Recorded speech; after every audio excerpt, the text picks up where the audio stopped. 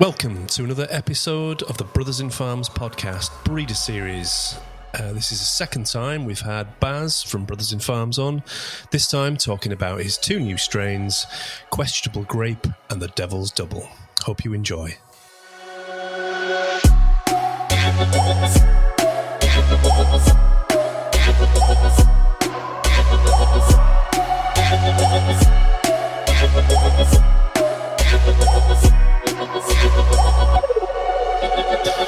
Well, hello Baz. It's been a while since we chatted. What's up, brother? And absolutely. Oh. So what's been going on in this crazy world over the last year? COVID still. Yeah. I think the cannabis market's changed in the last 2 or 3 years though because of it. You know, there's so many more home growers. There are here, I know. Certainly here, I would say exactly the same. There's a lot of people who wouldn't have considered it before. They're signed lockdown, wondering what to do with themselves and thinking, why not, you know? Yep. Part of that anti-work project, grow as much weed as you possibly can. Yeah. Well, certainly for the people working from home, you know? Facts, yeah. We'll just call it the IT crowd. I don't think you're far wrong there. Nope. I think a high proportion of those people will be IT in the industry. They are. It's amazing how I don't know really how it happens, but when I ask people what their profession is in this industry, like if they're growing and all that, they like I would say at least half tell me that they're IT. I think that's always interesting. Yep. So, onto the subject of growing weed, is I noticed that there's a lot of, certainly since Christmas time and the New Year's Eve drop, a lot of regular autos. So is that an intentional move by BIF, or is that just because there's maybe, 3 or 4 different strains from 3 different breeders, all reg autos? Yes, and there's still more being tested. I think our group is wanting to just take their genetics a little bit further and see what they come up with. So we're using, regular autos. I know for personal myself, the reason that I use regular autos currently with some of my breeding is because I want to be able to get some generations outside in Texas that grow well, pest resistant, mold resistant, and start trying to work myself something that's more adapted to Texas weather year round. And so that's what I'm looking for, something that we can really constantly grow outside and a producer so we can get some kind of hash with it. Yeah, that'd be awesome. There's not a lot of, when you look at the other kind of seed banks and stuff like that, there's not very many people at all selling regular autos, because a lot of people, I imagine, are fairly precious about their strains, so they'll feminize and then release. So I take it BIF guys, we're pushing the encouraging people to have a go at breeding.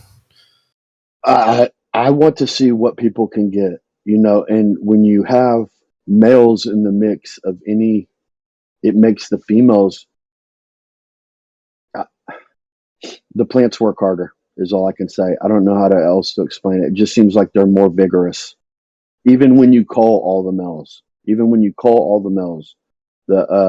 in my personal opinion, it seems like regular autos, after you call all the males, the females look bigger and stronger. Maybe I need to do a side by side because we have femmes too. Maybe. Yeah. I've been thinking about, but I will be honest, I'm thinking about femming some too. I really like this Devil's Double, and I wouldn't mind femming it down every time because we've already taken it to F2. We have it. I wouldn't mind femming some and taking it to F3 because to take it to F4 in a female stage again. I want to have as much seed stock that I'm working with as I can while I can. Yeah. Trying to remember who else released reg autos this time around. Belenos did, didn't he? And Runic Fury. Runic, of Also, course it was. It was yeah, Runic, yeah. yeah, and they're all good. I mean, and they're all good Yeah. breeding stock. You can just see that. I think that you start seeing profit for hash after 15% THC. So, and that's people really want to sell the bud at about 15% because that's what you're not going to get the return on it that like getting it hashing it would give you. So, you want it to be at least 20-25% or as high as you can get it for concentrates. On the subject of concentrates and other such naughtiness, I noticed you guys were selling those bongs recently, Oh, yes. which they look pretty decent, to be fair. So what happened was everybody, we had been looking at that. What do they call those? It's that bong that everyone bought. And then it was a cookies bong for $500. And we found some on Alibaba where we just bought 30 of them. And a lot of the group bought into it. We already like pre-ordered a bunch, and now we have a bunch to raffle off or to sell for. I think it's $210 all in for one of those. This one's called the Sandglass, and truly, it's bigger than the cookies bong. That's why I got this one. I like it. I smoke it. The cool thing is it has an adapter for a vape, like what a lot of the whips, 14 millimeter. So you can attach your vape to it and vape out of it. And pretty much that's what I do with it. Because truly, if I use it for smoking, that zonks me out. That thing is serious. It's straight GBs. Yeah, there's a lot of people saying it's been hitting pretty hard. Yeah. Yep. So it's kind of good that it's come through, and the glass isn't a worry, because sometimes when you buy things like that are kind of clone offs, that the glass can be a bit substandard. But I think reviews so far have been pretty good. Yeah, this whole thing I think was pretty well built. I'm really happy with it. No leaks after I put it all together. It comes with like a million different parts that you have to put together, but the explanation and instructions are pretty. If I did it, anyone can do it. Is all I'll say on that. I think kind of you're giving away a raffle as well, aren't you? Or people are buying into that. We're done with that raffle. We're going to be doing more. Yeah, that's awesome. Yeah, and again, we have them on sale. I think 210. Did I already say that? I don't know if I did or not. I think you did. Cool. So, Questionable Grape, your release on the New Year's Eve drop. What is with the name Questionable Grape?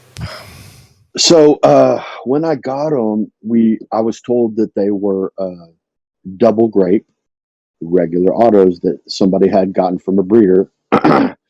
So I was like, I need these, and we started working them, and then we just, we reached out to Daz and tried to make sure that some of that was legit.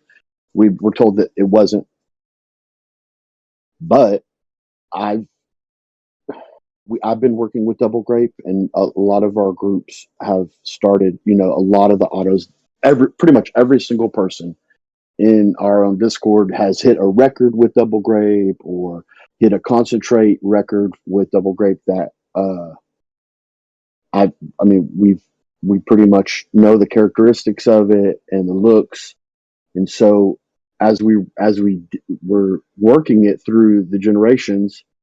We were looking for those same characteristics, and we pretty much found them. This is just a large, yielding, frosty double grape that still tastes good. I see a lot of people talking about the lack of taste from this past generation that they released, and that's surprising because we don't. I like to, and I'll be filming mine next generation. I'd like to put mine up against some others, whatever it is. And it's questionable, but I can tell you that the yield is there. I've gotten my Devil's Double tested. It tested it at 20%. And I would guess that I've seen the yields from concentrates be from 23 to 25% weighed in and weighed out, just proven to me. So that's exciting to me. That's something that if you can get, since it's a regular auto, if that those are the ones that I would like to start, putting outside, seeing what the pest resistance is, stuff like that, where we can have them year round here. That's my dream. So the questionable is there just a question mark over the sauce? Yeah, but presumably there's no argument that they're regular. No, they're regular. They're regular and they're good. I mean, so I'm happy with them. We've worked those till F5. So regardless of whatever happens, those are truths, and it's extremely good smoke. I have no problems with mine. So like I love it. I'm using it kind of another couple of strains as a benchmark on terps, but like white grape, I'm growing out at the minute. It's got a lovely sweetness to it, but the one of the BIF lines that is probably one of my favorites, just because of the pure strength of that grape, and it was overpowering. And my sense of smell's terrible. Years of smoking, it's fucking fucked my sense of smell up. But it was Quads, a grapefruit punch. Yes. Now that one. That had a really, really lovely flavour to it for me. It really did. So I was thinking, is that as a comparison? Is that grapefruit punch? Is that kind of comparison to that? Do y'all in the UK? Do y'all have like Welch's grape juice or grape? Probably not Welch's, but some kind of like. Do you know, like when you're drinking like that syrupy grape? Does that make sense to you? Like that? Yeah. Just that sweetness. Yes. And it's with a very high, again, we've taken them to deep generations. So we're happy with where it's at as far as size, yield, everything like that. I would say at least, 50 to 60% of them taste like that deep. And then other than that, it's like just a straight up, like a funk. I don't know, gas funk. Yeah.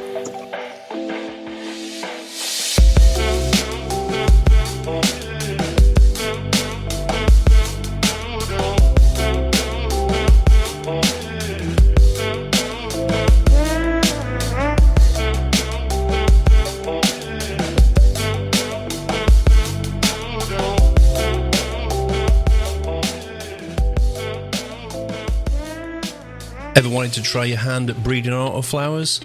BIFbeans.com has got you covered. We've got regular autoflowers for sale, Phantom Space Ramen and Booby Point Card. Both regs in packs of 5 or 10, starting at $40.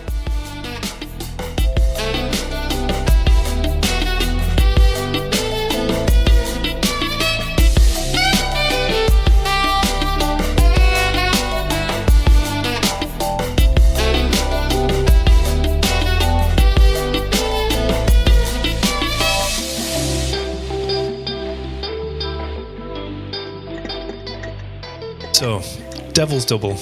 Can you tell us all about that? Okay, so questionable grape that we've worked to F5 and Devil's Cream. The reason why we're picking Devil's Cream for that cross is because one, it was the largest of all of the plants that I used to cross with that questionable grape, which I used a bunch. And the taste of it was the most berry, like just so sweet and actually amazing that that's what I'm searching for through those. That's what I'm gonna like look for. They all yielded really good. We had them tested in Canada, 20% THC, just an all around amazing plant. Yield was heavy. So where was the Devil's Cream from? Sweet seeds. Yeah. And we were just talking about how some of those look beautiful and taste and smell good. Yeah, I really enjoyed some of theirs. Yeah, I've grown a few of theirs. Gorilla Girl, It's quite potent. That I thought, was it Gorilla Girl? Yeah, Gorilla Girl XL. It was called, and it's pretty strong actually. I was quite surprised because the other ones I'd had of theirs, they weren't that strong, but that one did kick me, I must admit. A lot of the strains that we have used in the past have come from either, Mephisto, Night Owl, or Sweet Seeds, because all of those, they just make good looking, good smelling size plants. Yeah. So Devil's Double's not released yet, is it? No, because I didn't get enough seeds to really put them up for sale. So I split them through a group and had others decide what their picks are, to where we can keep working at the different generations and make it female. Try to get to where what we're looking for. Yeah.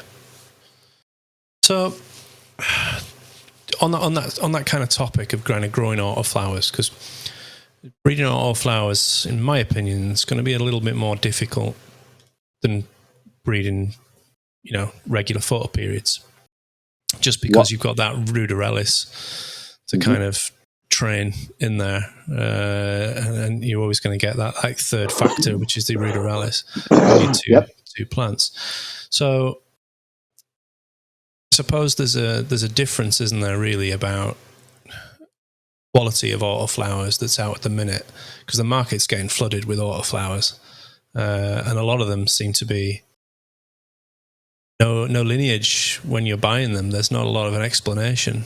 It just seems to be cool packaging, cool name, and that's your lot.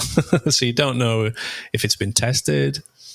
The phenos seem to be all over the place, and I suppose what I'm trying to say is for somebody who hasn't got any BIF gear, I suppose that's the one thing that BIF does that prides itself on, is community testing. So everybody kind of sees that process. I would just say this, that there's a lot of white labeling of seeds with as far as autos and photos, but mostly autos. It's a big thing because if it's a purple plant, you can just sell it as a purple strain, whether it's whatever it is. Yeah. So what I feel on that is that I would like to see more proof of the stuff people have growing. I've been told a bunch of times, people put, and I'm not hating on any kind of breeding as far as people wanting to make their own seeds. By all means, please do it, because that's the only way we're going to be able to preserve some of this good stuff that we've had over time. Oh, totally. And so, I think that there's going to be, I think we were talking earlier about the reason why I picked Greg's. I want something that works, that works consistently, and that's what I'm looking for. Sometimes you have to breed out bad characteristics. Over time, you have to just breed out bad characteristics, because some are, a lot of males herm with autos, and you don't hear about that a lot with photos. I'm going to take it, I know you're a big fan of double grape there, and obviously a lot of your lines have been kind of like along that line originally. Yep. But as a breeder, you're going to kind of favor a strain, or favor something that you want to work with and keep working with over time, I suppose. With me, well, yeah, absolutely, because that, I think a lot of us as groups, we've had some serious winners through our group. And what we all know about those, like whatever was the best of that product.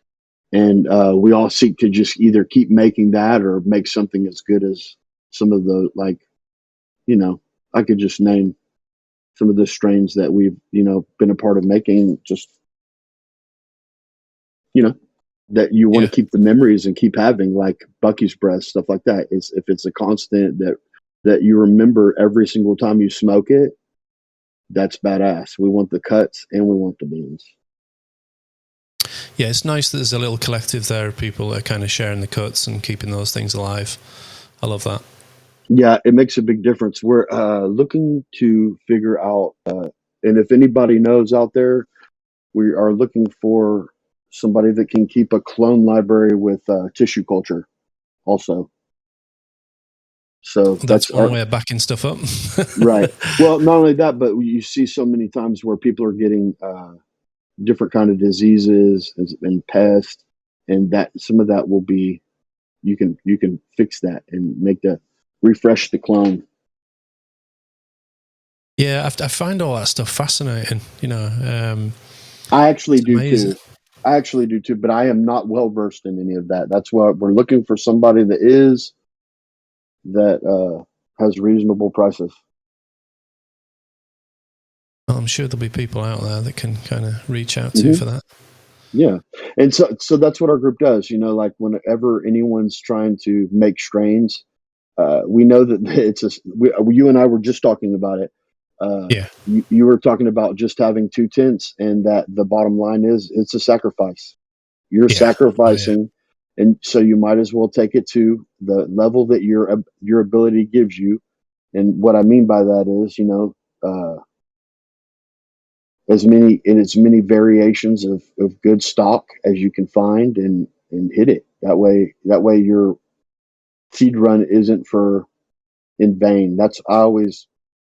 I'm not the painter on of buds. I like to have a male in there just straight up with the ladies spraying full glue. His glue is shot by the time I'm used his ass up. Fill that room with pollen. Yep, yep, yep. So when you're done and all the plants done, you have to go through that whole tent and wipe it down, clean it out, use all kinds of disinfectants on it to make sure that your pollen's dead. Change the filter tops, different So if stuff you're because gonna, it's learning lesson each time you make. It's always there's a cost to making seeds. People act like it's easy to just throw seeds together, and sometimes you get lucky and are able to do a good job. But I've seen more people fail, while making different runs than succeed sometimes. yeah, that's that kind of grabbing of two famous strains, throwing them together, and without a plan. I suppose, and I spoke to Stoneleigh last time on the podcast, and he kind of came with a good analogy of if you're going to repaint the Mona Lisa, it better be good, you know. Well, Suppose I there's got to be agree. a purpose behind it, you know. I agree because people. Well, really, I think my biggest thing now is just the backing of our group as far as testing our strains. If that happens, then I don't. You're good. I think Yeah, that so many people will release stuff just because it's a hype name or whatever, and 100%. I like all of it. I like the whole thing of it. I think there's different levels of seed making nowadays. There's a lot of these hype breeders, and I like that. I like it. I know people that are successful at doing that, picking some of the best of the best and just popping that out. And I also know people that have been working lines for a while trying to make, uh, something special. And I think both work well now. So, like, talking about kind of people that maybe haven't got that experience in breeding. So, if you've got, let's go basics here. You've got a big tent and you've got your plants in there that you're going to try and get a male out.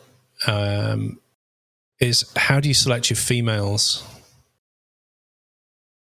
So if you've got a bunch of females in there, are you going to pollinate them all, or are you going to wait until you found a few that you It all think, depends on okay, your grow. It all depends on your yeah, grow because I talked to somebody. He told me that his males are out of his tent and he brings those like he brings the.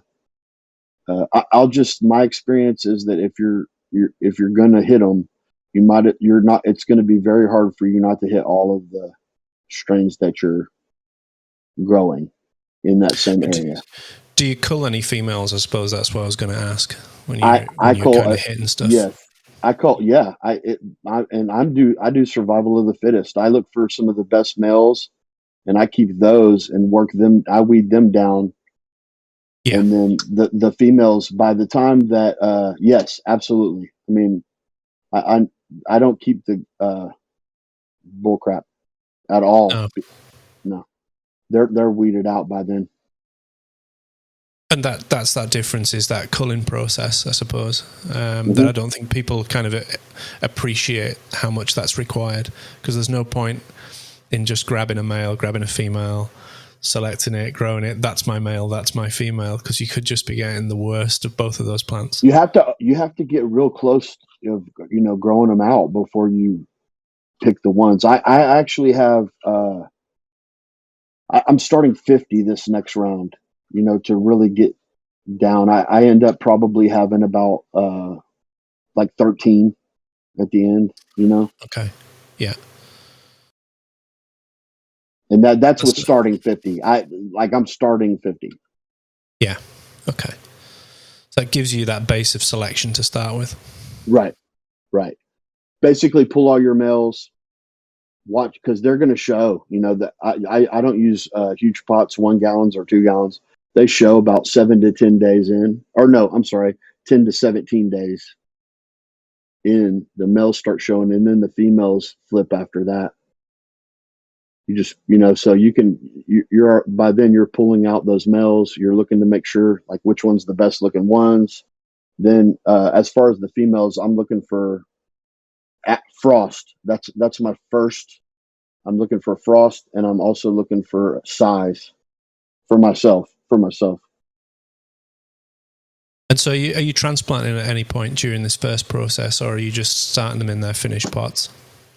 I normally start them in their finished pots, but Yeah. my friend Frosty Wookie, who's also a breeder in our Discord, Yeah. he was using these little white sock things, and he told me I could fit a shitload in a dome. Oh yeah, yeah. And Just the little fiber yeah, bags. yep. I'm Yeah. I'm gonna Yeah. I'm gonna start like 70 in that, and then like from there I'm gonna plant them into different, like I guess 2 gallons or 1 gallon pots Yeah. this next round, just to see if it's different, because he says that they like it better, and I could see where that it would be easier to start some like that rather than like Yeah. those what are the rooters, the rooters, like the little Oh squares or yeah, whatever. yeah. The little root I'm plugs. sorry, Yeah. yeah, the cubes or whatever. Sure, I couldn't think Yeah. of it. Yeah. Oh well, it's giving it a little bit more depth, isn't it, than starting it in a root riot plug or something. Right.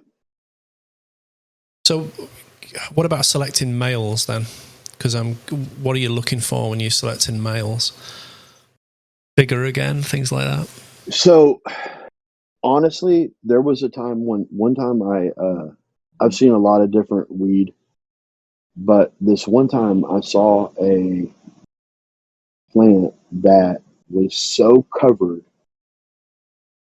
in male flowers that I was thinking, my God, that's literally what I want every single time. And I just searched for that, pretty much something that is just literally covered in flowers, great bud structure, smell. Like you're going to really get a good smell profile from a male. That pollen is so strong. You know what I mean? You're going to know exactly what that plant's going to smell like, or half of it, or, the Okay. male part.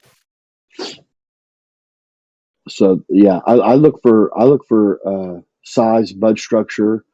I'm really looking for, because when I first started growing, they used to call them super autos, but I have so many pictures of 8 ounce autos, 16 ounce autos, and I haven't had that for a long time. So I'm trying to Oh, get back to something. sweet seeds that we mentioned earlier, they have the XLs. I think that's the same thing, isn't it? Where they call them an XL, longer flowering Well, time, and yep, that's yeah, what it is. They have longer flowering times, so that's the stuff that I'm looking for outdoors. And see, I do realize that the auto seeds vary from U.S. to that area over there, because we were just talking about how there's a lot more guerrilla grows out in the UK, Oh, Spain, for sure. different areas like that, or just farms where they're growing outdoors. I think that's happening here, but not on the breeder level where they're I don't think they're breeding for outdoor out here right now. No, I think like Not certainly, like crops, I guess is what I mean. yeah, like certainly what you were saying earlier about white labeling of seeds. There's a lot of kind of, I know there's a lot of kind of US sellers that are they're literally repackaging those, and they're actually from Europe. Yep. There's a good proportion of those seeds are from Europe. Yep. I think that a vast amount. I mean, and Yeah. I mean, and literally, honestly, even with like something like sweet seeds, you have to think about this. If you don't know the breeder's name, then you don't know shit about them seeds. I mean, that's just, how can you ever know? So you've got your mail, you pollinated, plants are growing. So how do you know when the beans are ready? Is it literally dropping out the plant? Well, I, the main thing to do is to pull the mail. That's the issue a lot of people have. What they do is they leave that mail in for a long, long time, and that ends up causing the seed proportion to be off. Like, do you know what I mean? Because what you need to do is after take the mail out, that's when you need to start counting down. Basically, does that make sense? Because at the end of the day, you don't want to. You want to have as many tiger stripe seeds or completed seeds as possible. Okay. So you're kind of not over pollinating then? Right. You don't want to over pollinate. You want to keep the mail in about a week. That's as long as possible. Okay. So then, as I say, they're maturing. How do you know? How do you know that they're ready? Is it they're dropping out the plant, or are you just kind of By the time you're checking the lures and we're in the middle, not on the outer buds, because those are going to probably be finished first. But I use the whole plant when I'm pollinating something. Okay. So they're starting to peek out on those lower buds, the ones that are tucked away. Right. Well, I'll pull one off. I mean, there should be. You're hoping for at least 200 or 300 at a minimum. Yeah. So, what you were saying about those nice tiger stripes and all those kinds of fresh-looking beans. So, what does a bad bean look like? White. You're pulling it from the plant. If you're sorting them out, just totally white. Yep, like they're just real light, and some of those. What I do with those is just throw them out in my compost heap. Shit happens. Life always finds a way.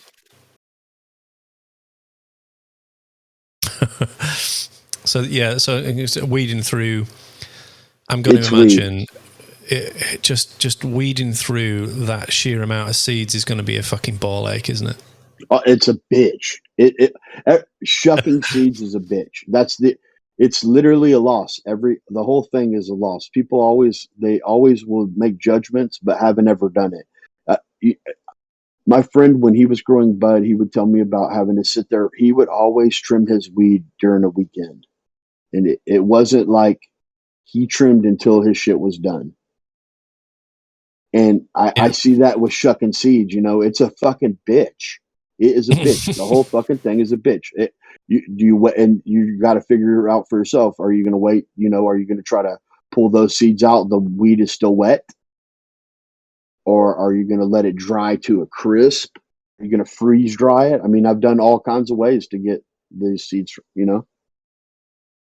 So when people are kind of saying I'm stuck in trim jail, they don't know how bad it is. Then do they know? It's horrible, man. It really is, because like, I don't know, like, so I'm 44, and I remember so many times where people would have those like trays that they would be because I smoked reg growing up, and yeah. They like literally those trays, they would just work those. We all had these trays that we would work the seeds down Yeah. until it was all, no seeds, and then we would smoke that bud. Well, that's how this is, it's the same. Yeah. It's red. And so then you have to, like, it's not since you've shucked all those seeds, the weed is not as badass at all. That's a loss. You know what I mean? It sucks. Yeah. Weed husk tastes like shit. There's just no ifs, ands, or buts about it. You got to hash the shit. These youngsters today, they don't know how good they've got it. I remember smoking that shit. You'd be smoking halfway down, then suddenly that you get that pop. And oh yeah, the joint would explode almost. Yeah. Down. Yeah. Hell yeah.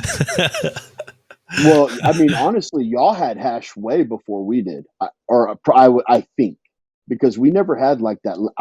Okay, when I say we, in Texas, since it wasn't legal, I'm sure probably California probably had Lebanese hash or whatever, but we never got any of that here where I'm from. Yeah, it certainly depending on what area of the UK you were in, but UK was always certainly like the early 90s, late 80s, early 90s was always hash. So it was always blocks of resin. And it was mixed in quality. There's something anybody that's from the UK will know when I say this, if they're from a certain age. There was a thing called soap bar. Now that shit was hideous because that was the cheapest fucking hash, and it was just mixed with fucking plastic, whatever they could beef the fucking weight up. You know, you'd be halfway through breaking stuff off, there'd be more cling film in there.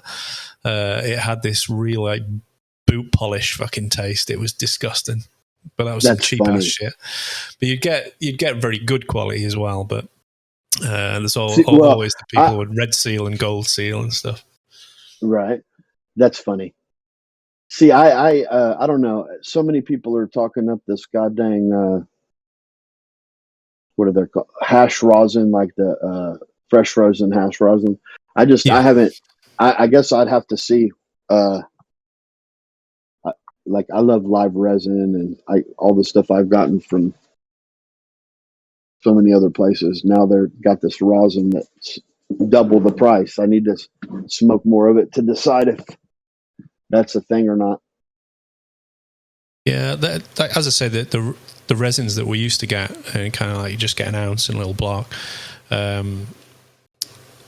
We used that down as edibles as well. It was so easy to do it. Everybody would just melt, get a tablespoon of brandy, put a little block of that in, and you would just heat it up underneath, a bit like a heroin addict does with a lighter and a spoon, and it would just dissolve it into that brandy, and then you would just throw that in a hot chocolate, and that would wake you up the day after.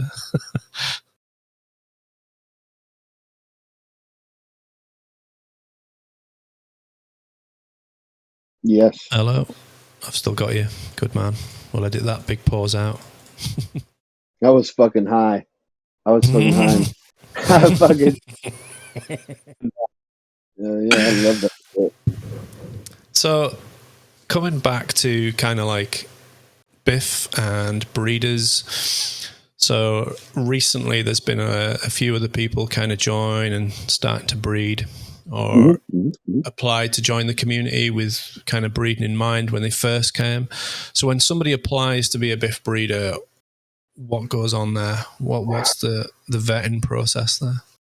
A lot of times, you've been a part of the community because you like what you see and you enjoy being a part of it, and you've already had a hand in breeding. I mean, I'm looking for people that,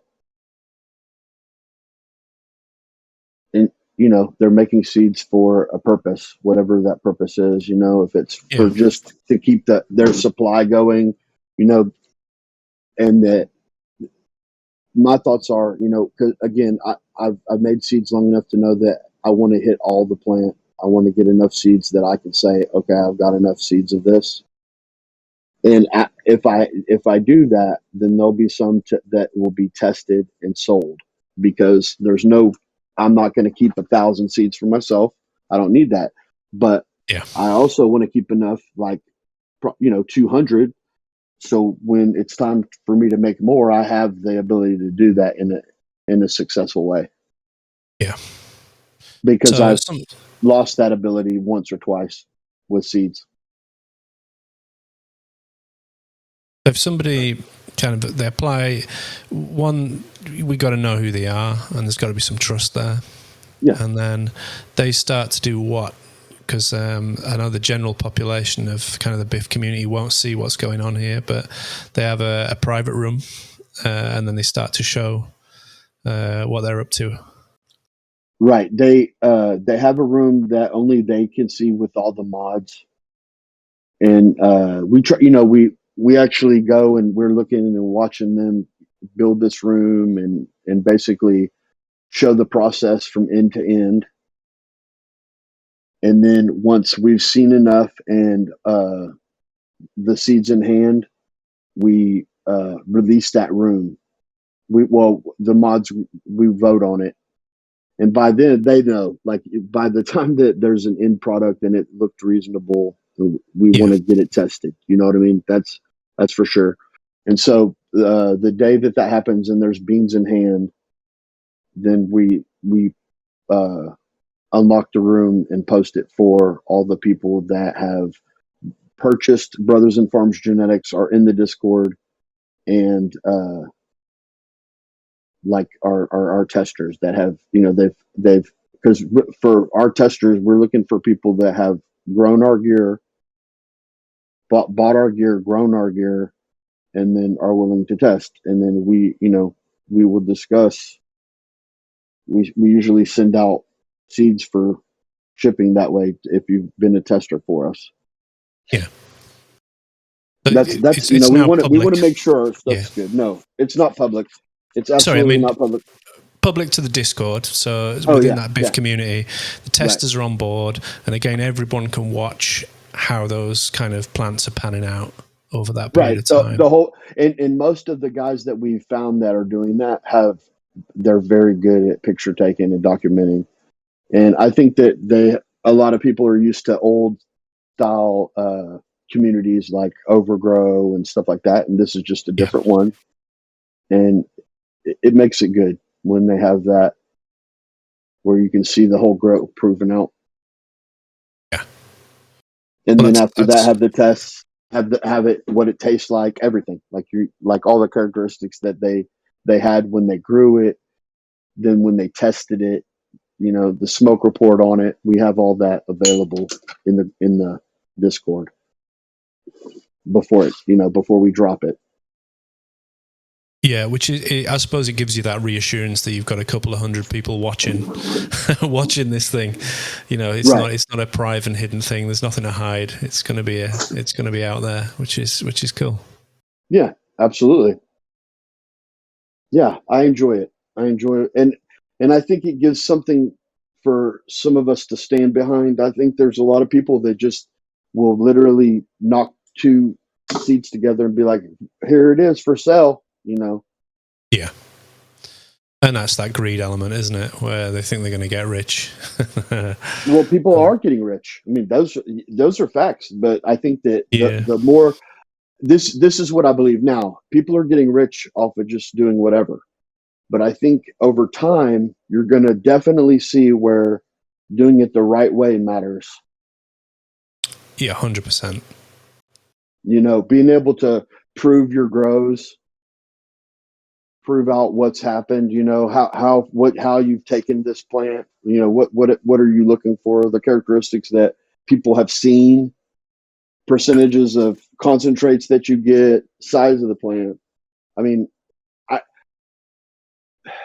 I remember years ago where people would have a drop, then everyone would buy all of the strains, and one of them would be fire, the other ones would be small.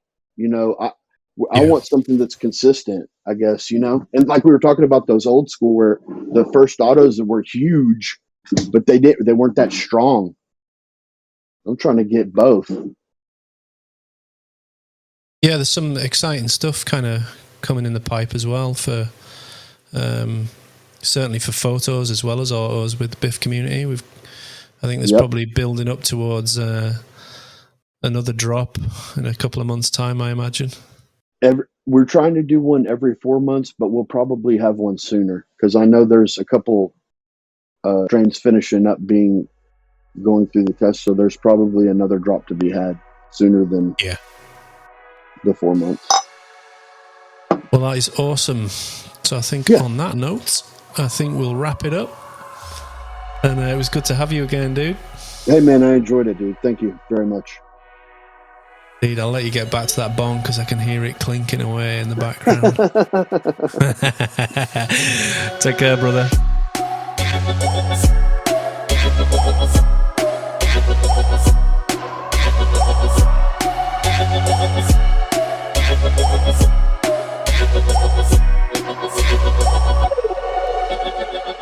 Well, that about wraps it up for another episode. Don't forget to head over to biffbeans.com. Check out some of those nice strains and the auto flowers that are regs. If you want to have a go at breeding, plenty to choose from. Don't think you're going to get options like that elsewhere. Just remember, Biff's got your back.